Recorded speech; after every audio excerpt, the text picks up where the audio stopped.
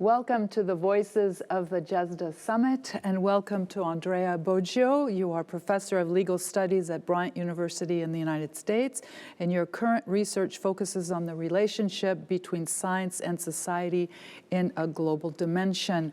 So you participated in a panel discussion today, Reviving the Human Rights to Science. Can you tell us a little bit more, what are these human science rights?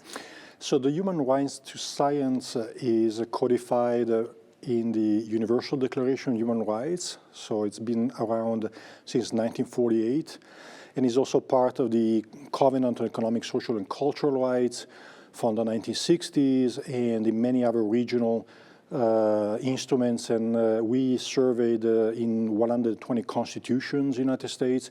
So it's a right that is everywhere from a legal perspective.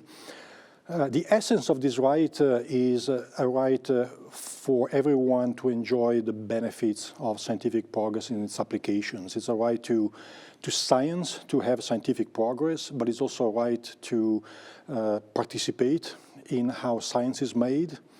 And it's a right also to benefit from scientific progress and applications, such as having access to the scientific literature, but also having access to technology that is being applied as a result of scientific advancements. Mm-hmm. Why are these rights so fundamental? How can they actually benefit humanity?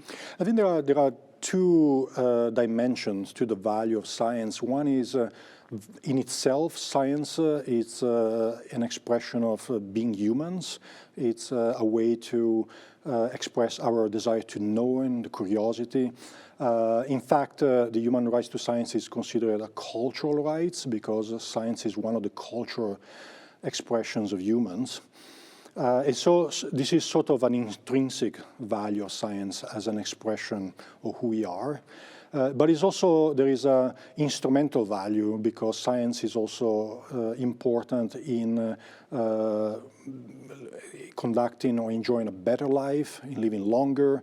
And so when the article was drafted, in part they had in mind the idea that we can benefit by having translations of this scientific advancement into technology that we can use and can benefit humanity. You know, the article must be understood in the larger picture of the United Nations.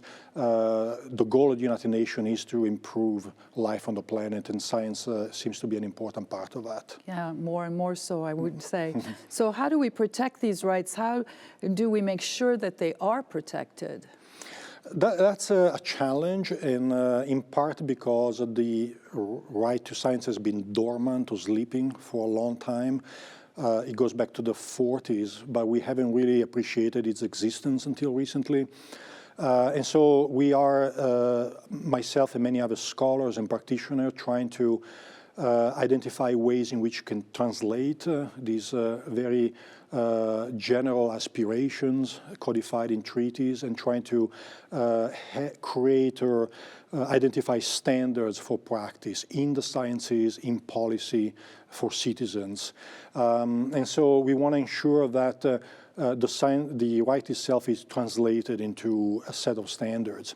Now, more generally, human rights are also enjoyed by claiming them. So there is a part of advocacy or activity to trying to push governments to implement these standards. Eventually, there are also judicial remedies. People can go to court and claim violation of the right. We are not there yet with the right to science, but I'm sure there will be opportunities to litigate the right in the context of climate change, perhaps, or other technologies or advancements that are there, but governments are not really acting upon them and trying to improve people's lives. So let's be optimistic. Absolutely, yeah. Okay, thank you very much, Andrea Boggio, for talking to us tonight. Thank you very much.